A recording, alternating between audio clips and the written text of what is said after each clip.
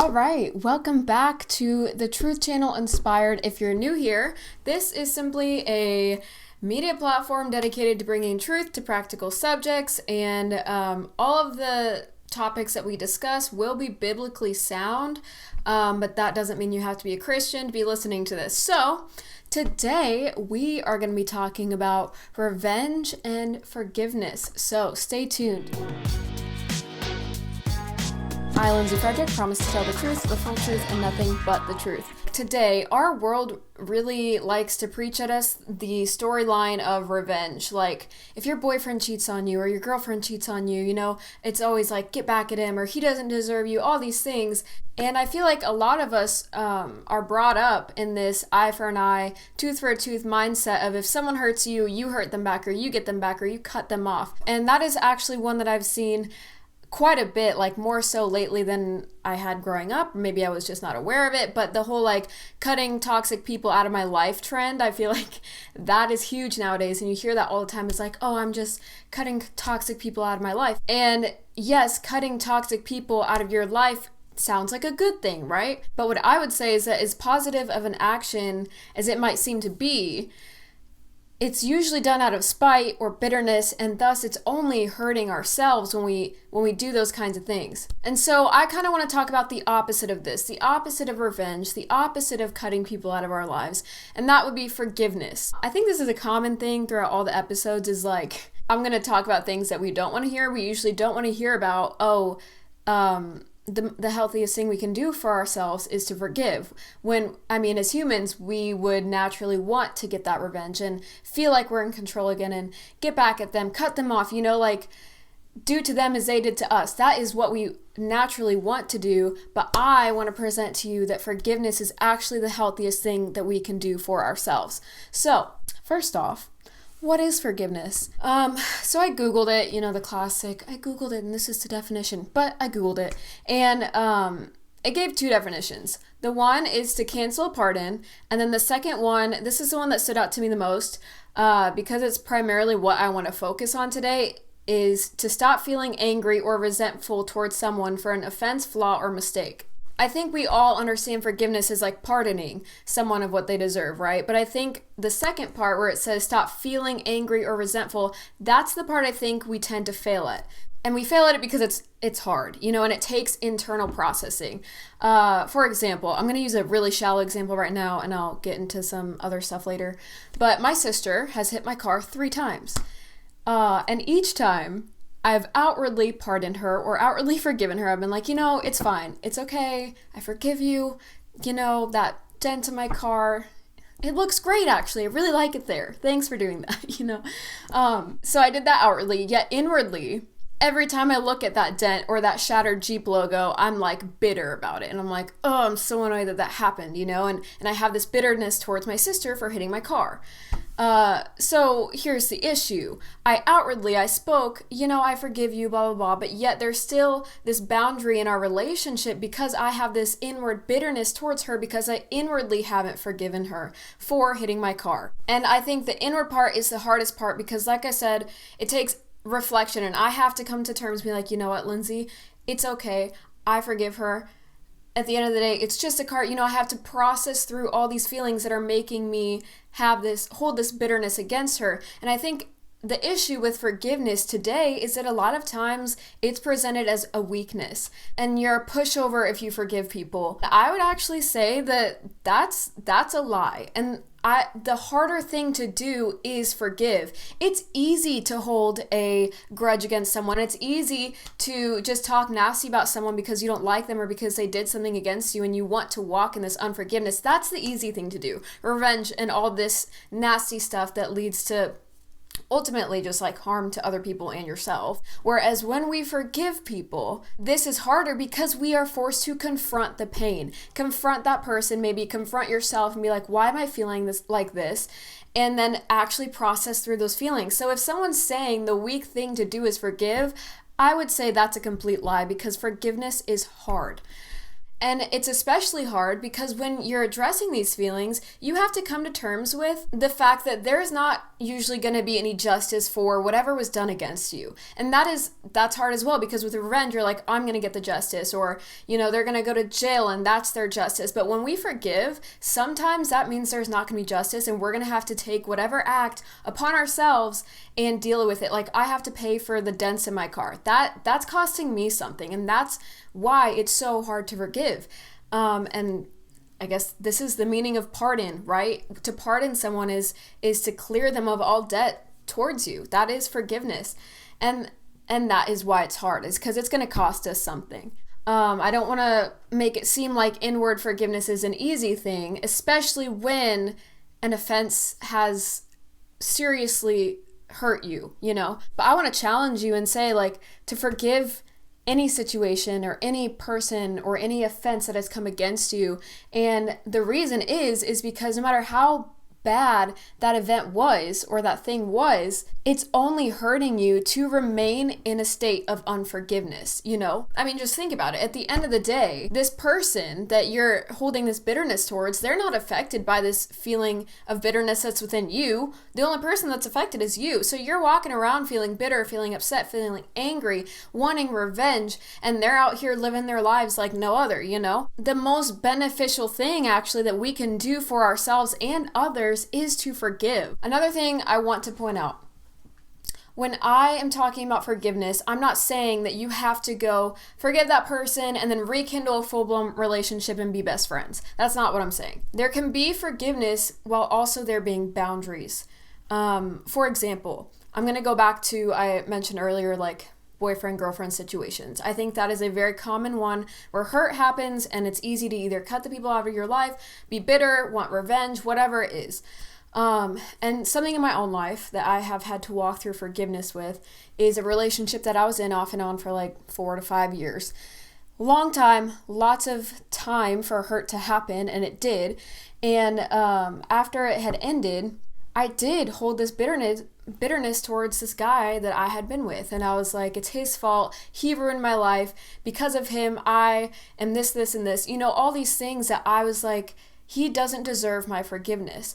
And I carried this load for so long. And finally, God was just like, Lindsay, like, this is exhausting for you. This is only hurting you to hold this grudge against him. So what I did personally, what this looked like for me is, I took some solid time just to pray through it with God, to walk through every event that I had held him guilty for and been like, I forgive him, I forgive him, I forgive him on my own time. And guys, the release that I received from that, like, it literally, I walked out of that like time with God of just like freedom. And then from there, this was something that I personally felt like I needed to do, was I had messaged him and I was like, hey, like, just want to say everything, like, with our past, it's okay, I forgive you. But also then I set boundaries. It wasn't like, hey, I forgive you, let's be best friends again, because as I saw within this relationship, that's just not healthy for us. Like, we can't be friends in this particular situation. And so I was like, you know what? I forgive you. I genuinely hope the best for you in your life, in whatever you do. But I just don't think it's wise for us to be seeing each other one-on-one, just setting those boundaries. And that's how it is. And that's how it's been.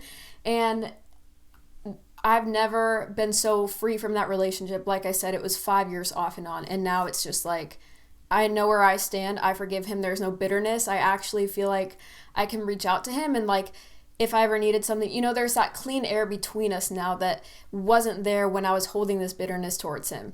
So like I said, when you forgive someone, that doesn't mean that you have to be best friends. You can forgive and also have boundaries.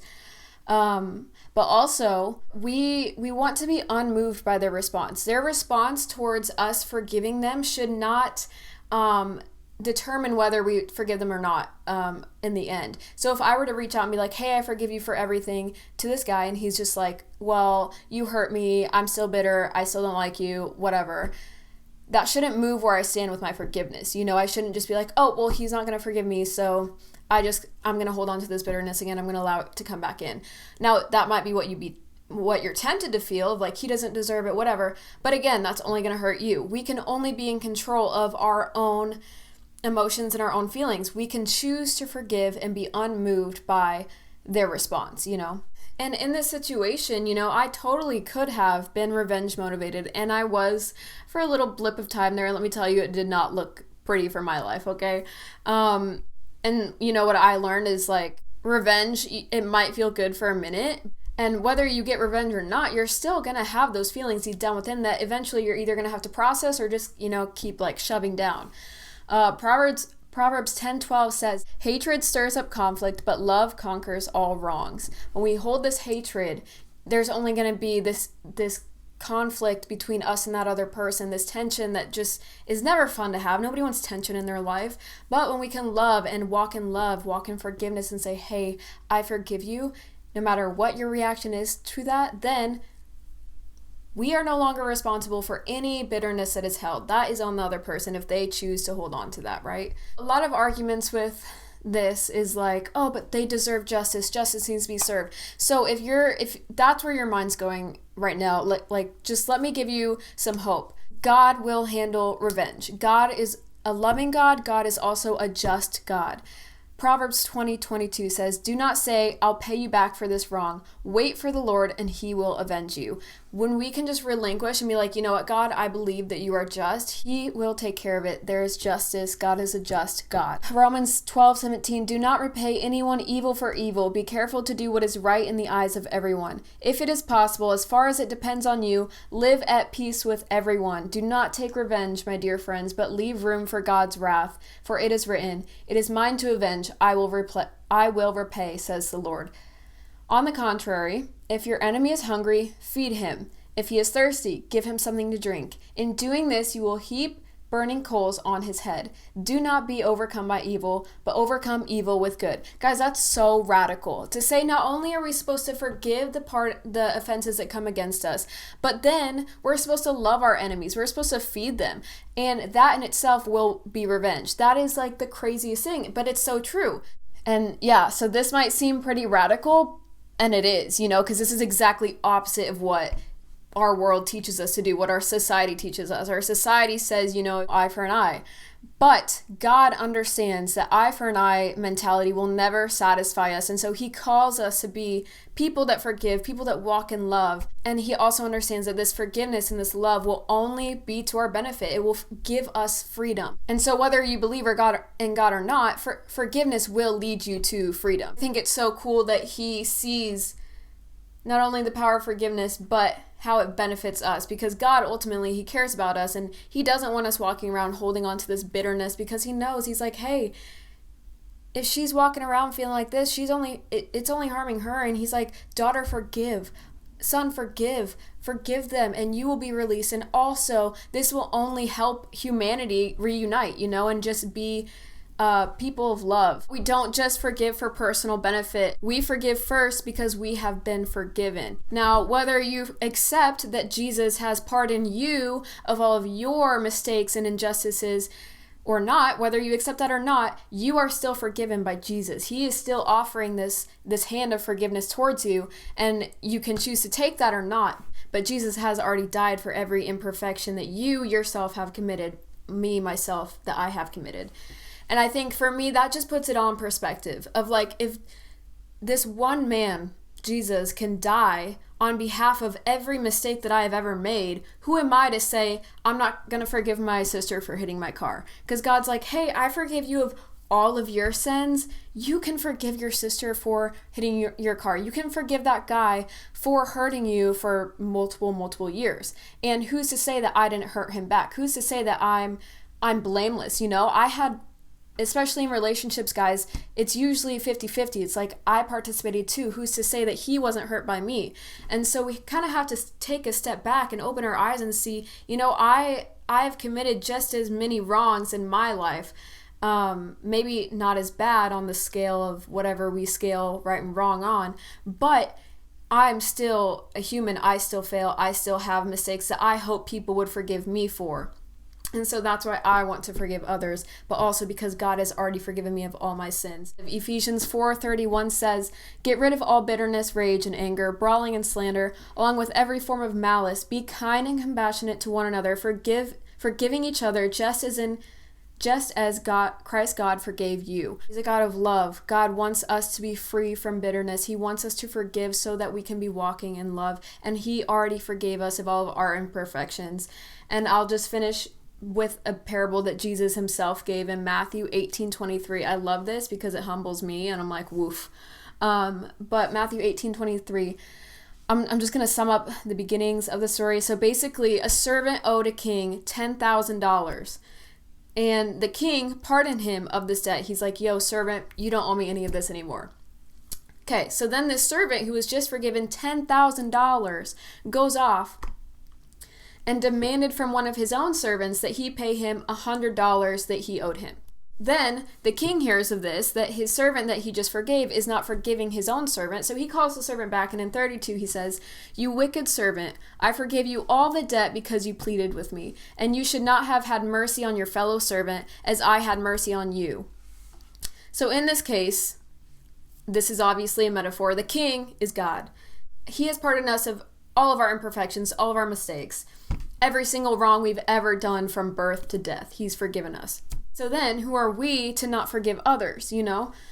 So my question for you then, 1, do you know that you are forgiven? Is this something that is kind of new to you? If it is, that's cool. But do you know that God has already forgiven you of everything that you have ever done wrong? You don't have to carry this burden of, oh my gosh, am I good enough? Whatever. God's forgiven you. And if you accept that, if you just believe in the fact that Jesus died for you, you're good. You're forgiven. There's life, and you can walk free from that past sin. So have you accepted this free gift? Like I said earlier, God's hand is stretched out like, hey, I've already paid this price for you. I've already paid your debt. Just accept it. Are you going to accept that?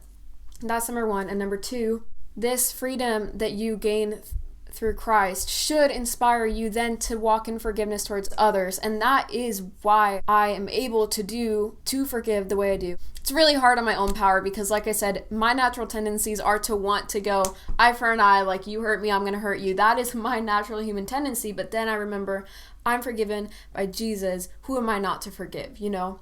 And that his love, his act of literally sacrificing himself for any imperfection is what drives me to then forgive others and to walk in love.